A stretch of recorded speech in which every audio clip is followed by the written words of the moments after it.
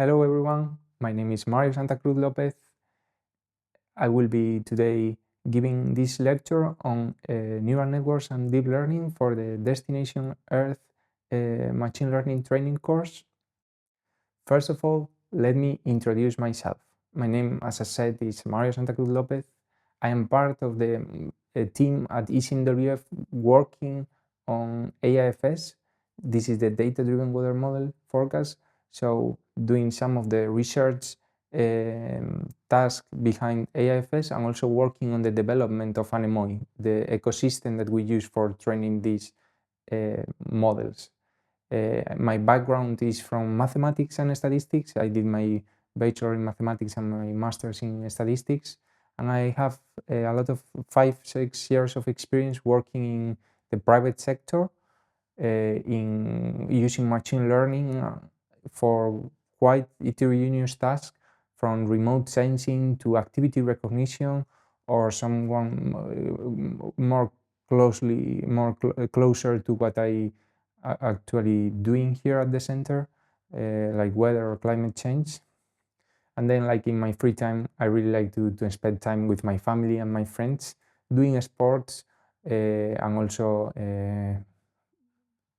having great time with them is like the main thing. So now let's try to focus on this session, this particular session on deep learning and neural networks. We'll try to cover the basic concepts of neural network, what are the most basic ideas of it, like the neuron, the layer, and also how to stack them. And then we go through how these models are trained, how do we teach knowledge to these models. And the last part of the presentation, we will cover some of the design choices and decisions that we make to scale our models to bigger performance and state-of-the-art results. So first of all, let's start with what's a neural network. A neural network is just a mathematical function represented by this box, this blue box, that just takes some input and produce some output, right? That's already a good summary of what a neural network does. In this context, the inputs and the outputs can be anything, from text to video, images, audio, or in our context in the Earth system science, it will be something like a weather state, right? Similar to AFS, that it is take a weather state at a current time, and then we'll try to produce as an output the weather state in 6 hours. So there are different types of inputs and different types of outputs, and the neural network is just this box that from some inputs produce some outputs. In particular, we have to think that it is a set of weights of or parameters that we will try to optimize just to represent this complex function. The complex function in the weather forecasting that I was describing for AIFS, it was just trying to the relationship between the current state, weather state, and the state 6 hours later. This is a very complex function that we'll try to approximate with a mathematical function with a lot of weights or parameters that we will optimize through the data. So here, this is a key concept that we will use a lot of data, most of the times very high dimensional data, to optimize these parameters, these weights that will try to map this complex function.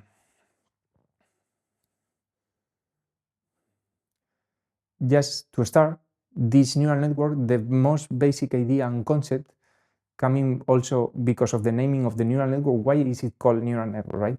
So it is following the decisions and the architectures that we see already in our brain. In particular, the core idea, the core block of the neural network is the neuron, right? And the neuron will take some input, it will multiply them by the weights, the neuron weights, and then it will add them to produce one result. So each neuron will output one value, but it can take as many input as you want. One important thing here, it is also that this neuron will have also a bias term. So it is not only the multiplication with the inputs, the parameters with the input, but also adds a bias term to its formula. Here, once we have this bias term, we will ignore for the rest, but it can be carried out through the next explanations. But the important idea here is that we can stack multiple neurons to get one layer, right? We see here this layer of, in this case, 3 neurons. Each of these neurons, it is represented by 2 parameters, and as we have 3 neurons, we will have like the layer itself that has 3 neurons will be represented by a matrix of size 2 times 3 weight. Here, remember that we are omitting the bias, but it would be similar. You would have here a vector bias of size 3. And the idea is that now that you have stacked multiple neurons to get one layer, you can do the same with the layers to get one MLP or one network, right? So in this context, I am stacking 3 layers. And here there are like 2 terms that we can introduce. One is the depth of the neural network that we will refer to as depth to the number of layers. So this neural network has depth 3, and also the width, right? So how many neurons per layer, or what's the maximum number of neurons per layer we have, that in this case is 3, 2. So these are 2 concepts that you will hear like a lot about this, like the width and the depth of a model, and these relate to these 2 concepts. Again, this is applied with an equation, like you can apply a different linear transformation to each of those. So here, one important thing, very important, is that each layer is just a linear layer, right? A linear mapping. We are just multiplying the weights of the layer times the inputs, and this is like a linear layer, right? And the problem is that if we get a model like the ones shown here, we have stacked multiple linear layers that mathematically they are exactly equivalent to one linear layer. So there is no really benefit from stacking all of those linear layers. So what we do in this case? In this case, we introduce one thing that is the activation function. This activation function is applied to the outputs of the layer, and it is just like a non-linear function. It could be also like a linear function, but here the interesting part is that it is a non-linear function. With this, we get a lot of benefits. On one side, we allow this non-linearity that will allow us later to learn more complex features, right? The neural network will have more capacity to learn these more complex features. It will also help stabilize the training. Different choices can help stabilize the training of the neural network. We will get more details about this later in the lecture. And the last, it could also allow to customize our output, which is highly important in these earth science systems. One example of this could be forecast probabilities. If we are interested in a use case that the output of our model, we want to be probabilities, so this has some constraints, right? That we want them to be in the range of 0 to 1 and add all of them to 1. So this can be achieved using a softmax activation function as the activation function of our last layer. Because if we don't use any activation function, a linear layer will just can produce, because what we have seen that there is no constraints, it's just like a multiplication of the parameters and the inputs plus a bias. So this can be from -infinity to infinity. So with this softmax, we can constrain the output of our model to be in probability. And the same, it can happen with some other physical variables that they have some constraints. It is the case, for example, of precipitation, right? you don't want to forecast, give a prediction where precipitation is negative. So you can already address this from the model design using some specific activation function. In this case, it would suit very good the ReLU activation function that just set to 0 any negative value.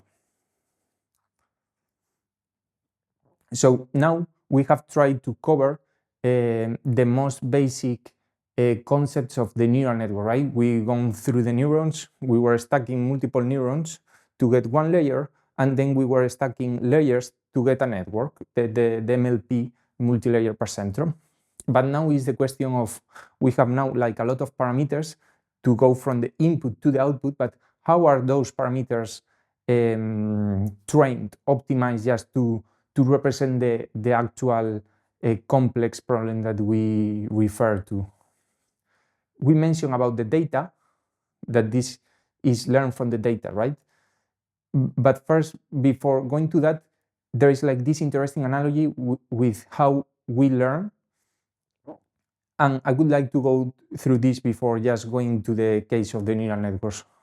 So one simplistic workflow of how we learn would be like a student. I remember that when I was a student, I used to get a lot of homework, right? And for that homework, I normally was through the homework and making the exercise, trying to fill them correctly. And then at the end of the week, you have to hand over to your teacher, right? And the teacher will look at those during the weekend or something like that. And on Monday, he will come back to you your exercise, and you will look at those exercises again, and then look which questions you answered correctly and which one you didn't, right? And then based on that, the next time that you were doing similar exercise, you would likely change your answer in those that you did answer incorrectly, right? So this is quite similar to how neural networks are trained. We have here represented the whole loop, and the basic idea is that this first iteration of the student filling the questions, answering the exercises, would be what we call a model forward pass, like making a prediction, right? Our exercise would be the prediction that we hand over to the teacher. Then we have the teacher. The teacher is just the loss function, and then the teacher has access to both the predictions that we made and also like the true values that you need to somehow evaluate your predictions. And this loss function, it will drive what you learn. So this is highly important for neural networks, because the loss function, it is a choice that will have like a huge impact in your model performance, right? Because at the end is what it is driving your learning process. So the teacher receives the predictions, and based on the target, this is more like how we refer in machine learning, it will compute some scores or loss function based on the loss function, right? And it will give these scores back to the student. And the student, with the scores, it will do what we call model backward, that it is computing the gradients for the loss function. The loss function would be your final score in the test. And then what you have to do as a student is you go over all of the questions and you look at the ones that you answer incorrectly, right? And for those that you answer incorrectly, you will try to change something to make a different prediction next time. But in contrast, with those that you answer correctly, you want to answer the same thing the next time they ask you something similar, right? So you have to go from this the final score, propagate that score to the questions, right? And this is what we call model backward pass, right? We just compute the gradients through all of the model parameters. Then this is an iterative process. We said in the beginning that we learn this from data and from a lot of data. So what we do is just repeat this optimization loop a lot of the times. And here's another term that is very interesting to introduce right now is the epoch. An epoch is just, it means going through the whole data set. So you normally will say that you have trained your model for 10 epochs, meaning that you will have gone through the whole dataset 10 times until you stop the training. In this context, we have explained the whole loop, right? But we can also give more detail to this last part of that it is just a normal optimization problem, that it is nothing new from AI, but it's been done for a lot of decades, that is gradient descent, right? So once we compute the loss, we use gradient descent to give some to compute the contribution to the loss to each of the model parameters. So this was again repeating what I was saying about getting each questions contributing to the final score. So this is mathematically the gradient descent over the model to have the contribution of each model parameter to the final loss. And the only requirement for this is that the model layers have to be differentiable. So we can compute the derivatives and we can compute the gradients from the loss. So that's the only requirement that we have when creating our neural network. In this context, we see here this image that tries to represent the loss surface, right? So it is like a 3D image where the surface represents the loss by the values of two model parameters, x and y are the model parameters, and the altitude would be the loss value. In that sense, what we are looking with this optimization loop is trying to find the minimum loss, right? Optimizing these model parameters. So basically, how we can think about this loop is that for each step in our training process, we will be at an x and y values. So in the surface, we'll have some values for x and y. What we do is compute the loss function, so see where are we in this surface, and when we see where are we in this surface, when we have this loss computation, we compute the gradients, and these gradients means compute the slope. Where is higher the slope? Where can we decrease the loss the most? So in that direction is where we optimize the model parameters. This is just a normal gradient descent problem. And this update of the model parameters is normally through some extra optimizers, is the word that we normally use in machine learning, where we update the model parameters based already on those gradients for those model parameters. This surface was very nice, it was very flat, you could see the global minimum, also another local minimum, but in reality things are a little bit more complex. The surfaces are highly irregular, and also this is just very easy case because we have only two model parameters, but in reality we can be talking about hundreds of millions or hundreds of billions of parameters depending on your model. So the loss surface will be way more complicated. And this loss surface will also depend on your loss function, but also on the architecture of the model or other choices that you will make through your experiments. One important consideration here is that you have always this trade-off between exploration and exploitation, right? If you have a very high learning rate, this learning rate refers to the steps that we take when trying to look for the minimum. The learning step is one key hyperparameter that will say how fast or how slow we go downhill, right? One of the problems is that if we set a very high learning rate, a very high step, it will go very fast into the downhill. But what it can happen is that it goes too fast and it goes up again to the next hill. So it may be sometimes not helpful for the model training. And on the other hand, if you set like a learning state very small, what will happen? That it will take you too much time to go down to the hill.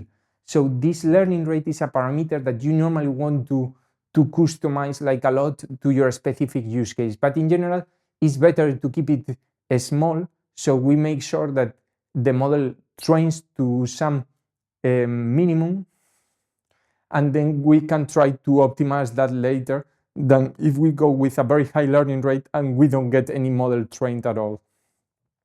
So in this sense, what I was mentioning before, we have this optimizer that it is also the user, something the user will be able to configure.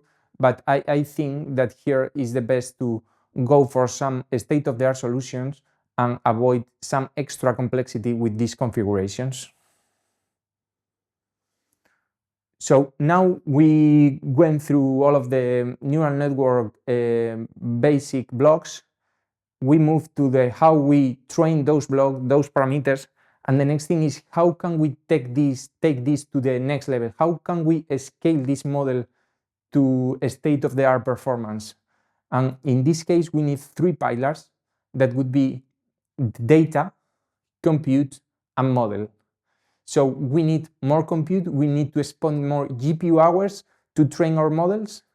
We need also more data, and not only more quantity of data, but also better data, that the data captures the whole distribution of the problem. So in the case of weather forecasting or things in earth science, you want to have more extreme events. So that's better data because you will be able to represent better the tails of the distribution. And third is the model. You want to scale also your model. We normally say that here one important word is expressiveness or model capacity. This refers to the ability of the model to learn very complex features, right? The more complex features the model will be able to learn, the more capacity or the more expressiveness the model has. So in this sense, we want to take all of these 3 pillars at the same to scale the model performance. We need all of them. It's not that we want, we need all of them. We need to scale compute, we need to have more or better data, and we need to scale the model expressiveness. Because if not, we will have problems. And some of these problems, the problems is that the neural network is so powerful, it is able to learn very complex relationship.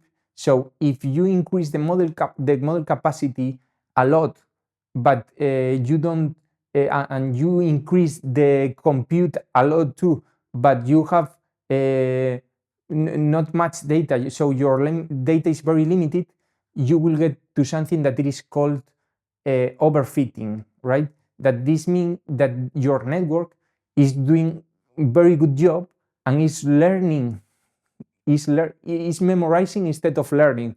So it is learning perfectly your relationship within your training data, but it is not able to extrapolate that even to your validation set. So this is also important to have an independent training and validation test just to be able to diagnose this overfitting. But this is something quite common in neural networks that you will always have to be careful about, because neural networks are very powerful. You can also keep the model training for too much, so you can get to overfitting very easy. And this is one of the examples that you will need to scale all of these 3 pillars, the model, the data, and the compute, to scale your model performance. In this regard, all of the techniques that are used to alleviate the overfitting, to avoid the overfitting, they are normally called regularization techniques. We will go through some of them, but just understand that these regularization techniques will try to avoid that our model overfits to our training dataset. In this regard, this first regularization technique is normally the normalization, and it is not the normalization in the inputs or in the outputs, but it's the normalization of the model features, the features that it is carrying out. So the problem here relates to scaling your model. Most of the time when you scale up the model, you will try to make your model deep, very deep, adding layers and layers. And in that regard, it can be very hard for your training to stabilize. Stabilize meaning that your gradients don't explode, and so you want to have something stable, a stable training that you can learn robust representations. So in that regard, the normalization within the model layers can be very helpful. Here I am visualizing after each layer a normalization by the green block, but it doesn't have to be each block. So normally we will normalize the layer outputs after blocks of 3, 4, or depending on the structure of the architecture. The next regularization technique is the dropout. This is quite similar to what random forests do, right? That you train a decision tree for such sets of data.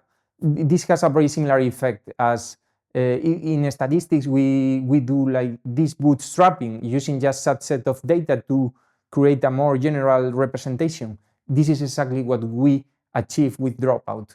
Dropout means that during training we will be switching off neurons of our models just to force the neural network to make a more robust representation.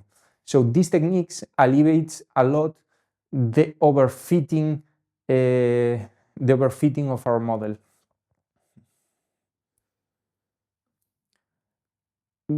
Another technique very common that can be also interpreted as a regularization technique, but also as a design choice, is the use of residual connections.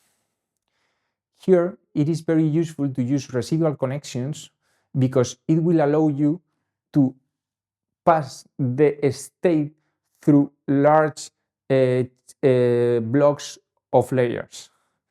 This is again very, very, very useful when increasing the depth of your neural network. And this is not the only benefit of the residual connections, but it also has an effect on your loss surface, as it will smooth your loss surface. So here is like an ideal scenario, just try to visualize, but the idea is that using a residual connection will have this smoothing effect over the loss function. That is something that we want. I mean, the smoother the loss surface, the better. So now we have gone through regularization techniques to the residual connection that can be seen as a regularization technique, but also some more broad strategy for neural network design. And now we go to some of the most used architectures in deep learning, that it is the UNet. UNet is called because of this U shape. It is also called sometimes encoder processor decoder network, and the idea is the same. You have this first block of the model that it is the encoder, and we'll try to take the end representation and compress the information into a set of features. These features are then processed in the bottleneck, and then this bottleneck, the output of this bottleneck is decoded back to the original dimension. So this structure is quite common. Here we are representing a case where we are working with images, as you say, like flat images, but this can be the same with earth science and weather states, right? We have like a weather state, and as you see here, you are reducing the spatial resolution. You are also making your features thicker, in the images represented as thicker, so it would be similar to having like a higher number of channels. Channels would be like the variable dimension, and then a smaller spatial dimension, and then in the bottleneck this spatial dimension is compressed, so very, very few spatial points, but this just compress like a lot of features, and this is the idea. So here the key concept is compression. And why is this useful? So this is extremely useful because of the way that we learn, right? We don't need the full image to learn to say whether something is a dog or a cat, right? We are able to extract these large scale patterns from the image to say that it is a dog or a cat. So this is what we try to force the neural network with this encoder, processor, decoder. We also try to learn robust representation force the model to learn these features that can be used back then to the code to the output that we try to produce. In that sense, just some wrap-up slide about things that are interesting to take into account for air system modeling. So the first one relates more to the normalization of the variables. We have talked about the normalization within the model that was like a regularization technique, but we have also, it's very useful to normalize the inputs and the outputs. And in this context, in air system science, it's very important to have specific normalizations per variables because different variables behave differently. In that sense, precipitation won't have the same normalization as surface temperature, right? Then very important also to have training statistics independent from the validation and test statistics. And you should always use the training statistics for the validation because in our field we are exposed to a lot of distribution shift, so we should take them during our experiment setup. Then going more to the modeling approach in Earth systems science, first, you as a domain expert that are developing a neural network, you have to know which relationship needs to be exploited. So for some time series dimension, you will need to exploit temporal data, right? And in that sense, you will prefer some type of neural networks. You will cover this in other lectures, but for temporal data, you may go through LSTMs. You could go also through convolutions or through transformers or like the attention mechanism. When you are working with spatial data and you want you need to learn these spatial features because they are useful for your task, for your problem, then you will have to use other type of neural network, like the convolution neural network that you also cover like in another lecture. So here we presented the most basic concept, the layer, the neuron, and the MLP, but on top of this, there are like other types of neural networks that we will use and combine for different use cases. So the important here is to note that you need to have this domain-specific knowledge to extract the most of your data. Then in our problems, as mentioned before, is very important and is quite useful to forecast residuals. Instead of going with predicting the full state, we, for example, in the AIFS, what we do is forecast the increments with respect to the current state.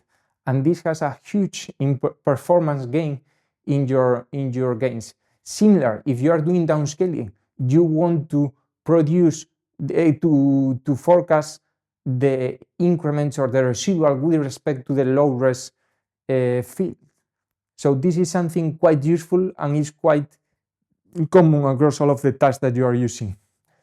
Then also another thing to have in mind is that in our topic, air system modeling, most of the times we will be handling with a lot of data, so we will be bounded by memory usage. We will use a smaller batch size. Batch size is the number of samples that you will optimize at a time, so this has also some consequences during your model training. And last would be like the validation.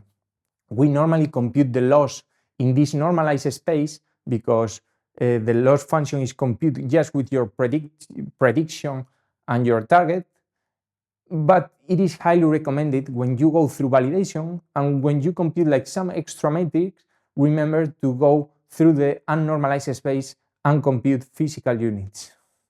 And the last, also mentioned before, is remember to be aware of these distribution shifts that we see a lot in weather and climate. So this can be seasonal cycles, this can be daily cycles. So you have to be aware of all of these distribution shifts that you can be in the data. If you are training one model always at midday and then you do the validation at midnight, you will see some drop in performance. So all of these things you have to take account during your experiment setup. So with this, we have just finished the lecture on neural networks and deep learning, and here we just have a summary of the most important concepts that we covered. So we went through the neural networks, the basic blocks of the neural networks, the neuron, the layer, and the MLP, the stacking multiple layers. We went through the process of training a neural network, this loop that we make a forecast, compute the loss, and then that loss update our model parameters. Then we went through how to scale those models, these three pillars, the data, the compute, and the model. And then we went also covering some regularization techniques, more advanced design principles for your neural networks, and some specific behaviors of the Earth system science in AI. So with this, thank you very much.